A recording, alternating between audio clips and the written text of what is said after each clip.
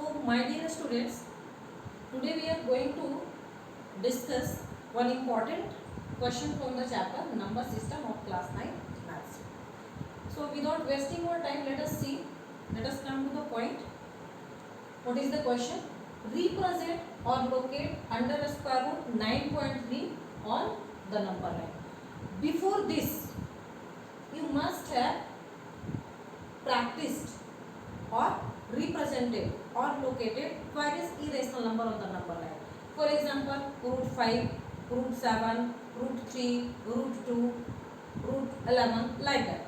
Many other rational numbers, many other irrational numbers you have already represented or located on the number line. But this irrational number is different from the previous one. Are you noting that? What is the difference? Yes, very good.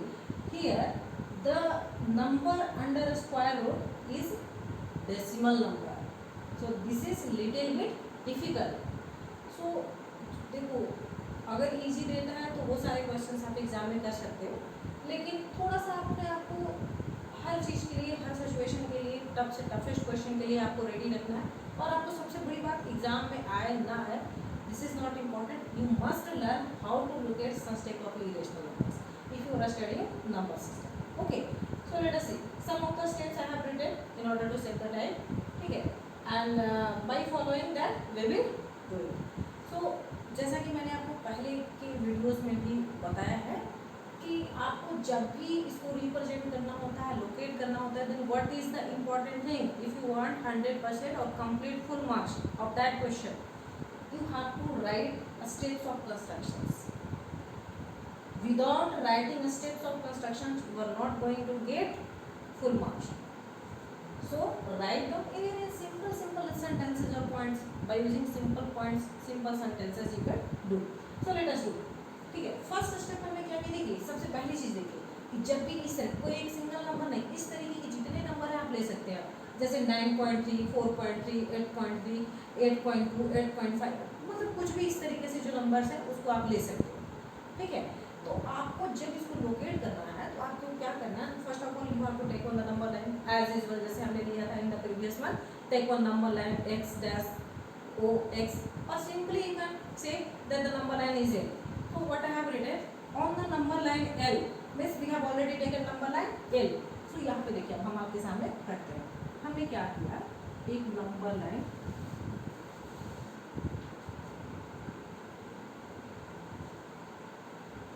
ऐसे draw करना. आपको पता है number line को आपको capital letter 2 points लेके भी donate कर सकते हो और एक सिंगल स्मॉल लेटर भी लेकर कर सकते हो.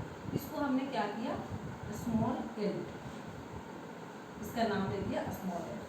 ठीक है, अब क्या कर रहा है, on the number line L draw A B is equal to 9.3 units. 9.3 units में भी गिवन सेंटीमीटर मीटर जो भी हो, तो एक कॉमन आप ले सकते हो.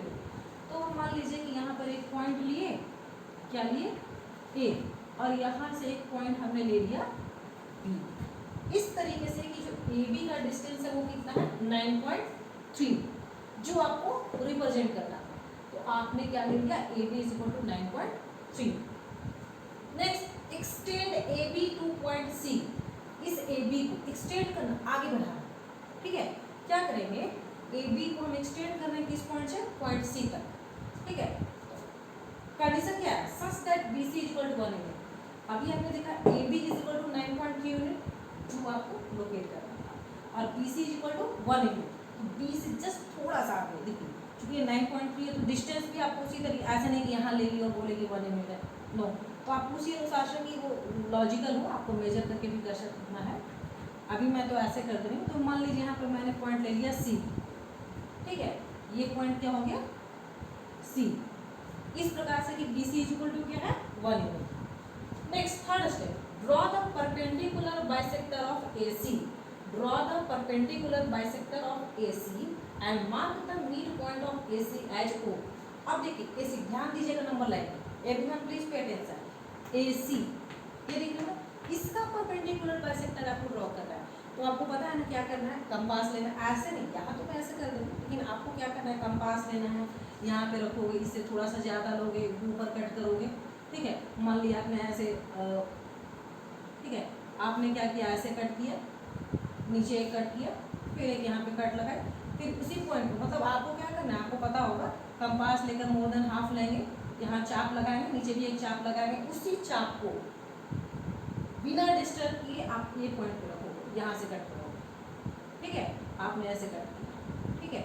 मान लीजिए कि ये दोनों पॉइंट यहाँ पे कट हो रहा है, इसको आप ज्वाइन किए,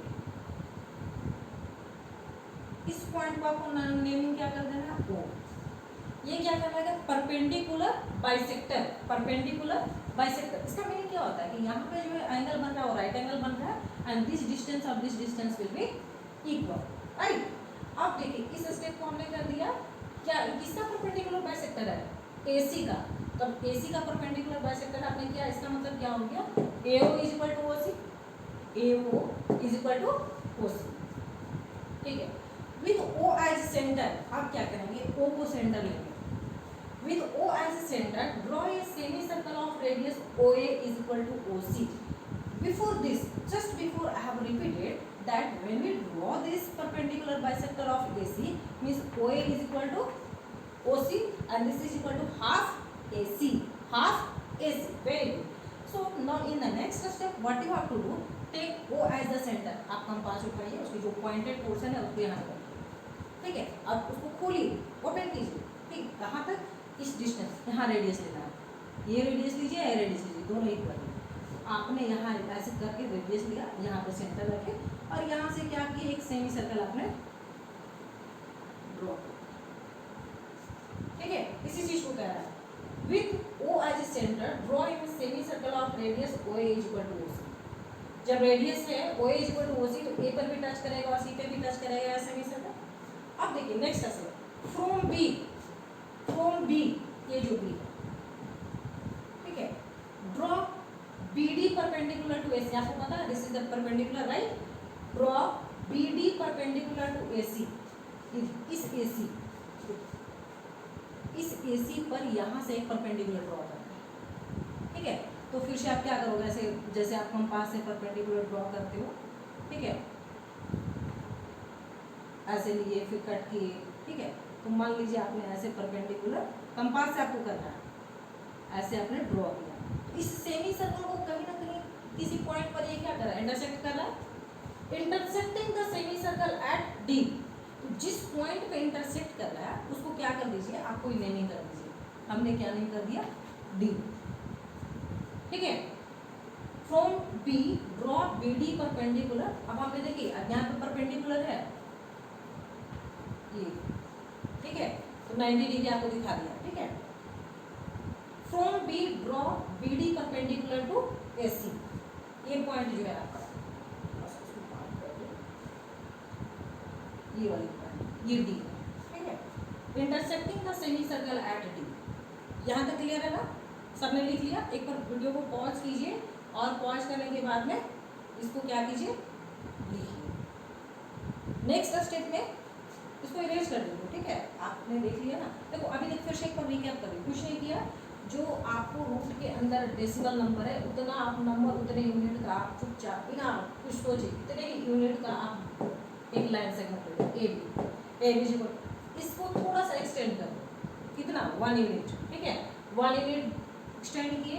अब AC को परपेंडिकुलर बाइसेक्टर ड्रॉ कीजिए, मतलब दो पार्ट पर हो गया। अब कितना रेडियस लेकर के आपको एक सेमी सर्कल ड्रॉ करना है। सेमी सर्कल ड्रॉ करने के बाद इस पॉइंट पर एक परपेंडिकुलर ड्रॉ करना है। ये परपेंडिकुलर सेमी सर्कल को एक पॉइंट पे टच करेगा, इंटरसेक्ट करेगा। अब उसको कोई नाम दे दीजिए, C तक हमने लिया था, तो हमने यहाँ एक नेक्स्ट स्टेप दे दिया D। यहाँ तक क्लियर है मैं सबको? Pause it and just revise. I am erasing and writing the next step.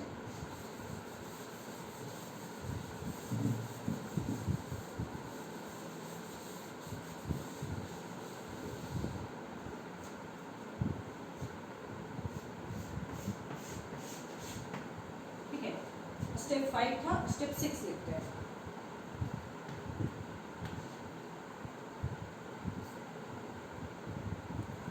In next step what we will do, we will with center B or B as a center draw an arc of radius BD, ठीक है, with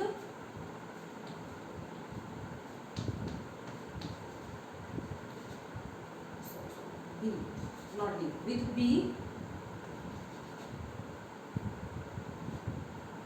B as center, draw an arc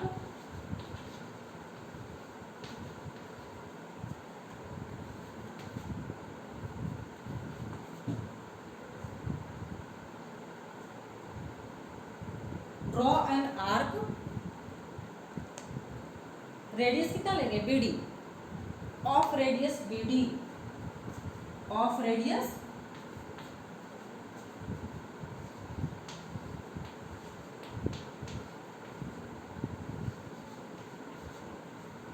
diagram में देखिए BD आपको दिख रहा है ना, उतना ही आपको क्या लेना है, रेडियस लेना है, B को सेंटर लेना है और वहां से ड्रॉ करना है। तो क्या करेगा, लाइन किसी लाइन पे वो इंटरसेक्ट करेगा, ठीक है ना, तो उसको कोई नेम दे देंगे, intersecting the number line, intersecting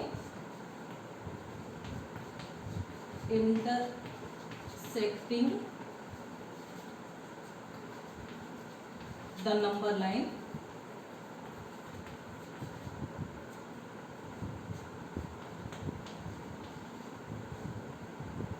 at, मान लीजिए कोई पॉइंट में इंटरसेक्ट किया, उसका नाम दे दीजिए मान लीजिए P, ठीक है।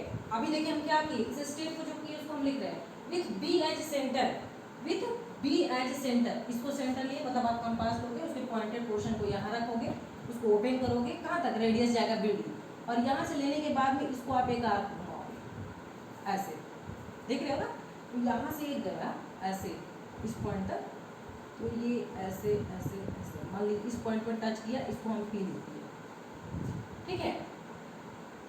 अब यही जो है आपका ये पॉइंट P है, ये क्या है, रूट अंडर रूट 9.3 है। अब देखिए कैसे है ये पॉइंट P क्या है आपको, अंडर रूट 9.3, 9.3 जो आपको ड्रॉ करना है। अब क्वेश्चन आता है कि ये P अंडर रूट 9.3 है तो आपको दिखाना होगा। अच्छा आप देखो वैल्यू क्या है कि ये जो आप यहाँ ऐसे आर्क ड्रॉ किए, तो ये जो BP है वो किसके बराबर है, इसके बराबर है, BD के बराबर, because you have taken B as the centre, you have taken this as radius, तो आप इसको जब घुमा रहे हो तो this is BD is equal to what, यहाँ जो पॉइंट कट किया मतलब BD की जो वैल्यू है वही वैल्यू यहाँ पे P की होगी, इस BP की, यानी पॉइंट P उसी को रिप्रेजेंट करेगा। तो if you are writing that this is the point under the square root 9.3, then you have to show that BD is equal to this one. Are you getting the point, ठीक है। तो हमने वो चीज़ को निकाल लिया है। अब जो है कि आपको क्या करना है, सिर्फ उस पॉइंट को दिखाना है कि वो उसके बराबर है। तो यहाँ पे जो चीज़ें थी वो क्या क्या थी, देखिए अभी जो हम इसमें लिखे थे, AB is equal to 9.3 units, ठीक है। उसके बाद BC is equal to 1 unit, यहाँ पे ये लिखने की जरूरत भी नहीं है, फिर आप यहाँ स्पष्ट हो जाएगा, छोड़ दो इसको, आपने स्टेप्स में तो लिख ही दिया। अब यहाँ पे जस्टिफिकेशन में या यहाँ पे इसी के नीचे जो है कि आप दिखा सकते हो, ठीक है, इसी के नीचे आप दिखा सकते हो कि वो कैसे हुआ। तो देखिए अब जैसे ही आपने यहाँ परपेंडिकुलर ड्रॉ किया, तो यहाँ पे देखो, यहाँ पे परपेंडिकुलर ड्रॉ किया था, इसको जब हम ऐसे ज्वाइन करेंगे, ठीक है, तो ये ट्रायंगल कौन सा हो गया, इन ट्रायंगल OBD, कैसा ट्रायंगल हो गया, right angle, because one angle is right angle. ध्यान से देखो डायग्राम को, ट्रायंगल OBD, ठीक है, in triangle OBD in right angle triangle, better to write right angle, in right triangle, right angle, right triangle, और right angle triangle भी लिख सकते हो,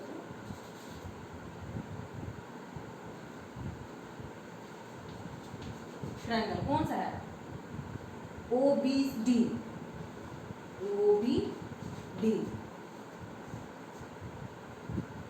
ठीक है। ये देखो अब यहाँ पे आपको इसका वैल्यू पता है ना, OB का वैल्यू कितना होगा, देखो नीचे का मैं थोड़ा सा इरेज करती हूँ, ठीक है, ताकि आपको